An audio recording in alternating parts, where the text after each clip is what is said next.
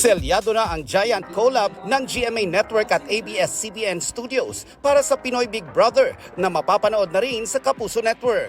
Pumirma para sa Kapuso Network sina GMA President and Chief Executive Officer Gilberto Arduavit Jr., Executive Committee Chairman Joel G. Jimenez, at Senior Vice President for GMA Network Attorney Annette Coson Valdez. Sa hanay naman ng Kapamilya Network, pumirma sina ABS-CBN Chairman Mark L. Lopez, President and CEO Carlo L. Katigbak, at COO for Broadcast Maria Socorro Vivitanes. Kahapon pa lang nung nag-breaking news, sobrang dami ng messages. Nagsasabi na sino yung mga gusto nila mapanood, sino gusto nila makita sa loob ng bahay ni Kuya. We commit to giving you a very exciting, compelling, fun, and enjoyable experience as we join forces, GMA and ABS-CBN.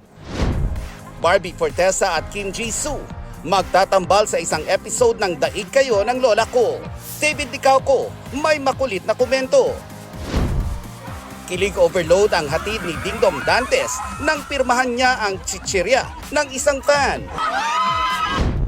In celebration of Lunar New Year, nagpaabot ng pagbati sa ARMY sina Jin at J-Hope ng BTS. Busy naman si V sa pag-workout sa kanyang unit. This 2025, inaasahang magre-reunite ang grupo sa pagtatapos ng mandatory military service ng 5 pa nilang miyembro.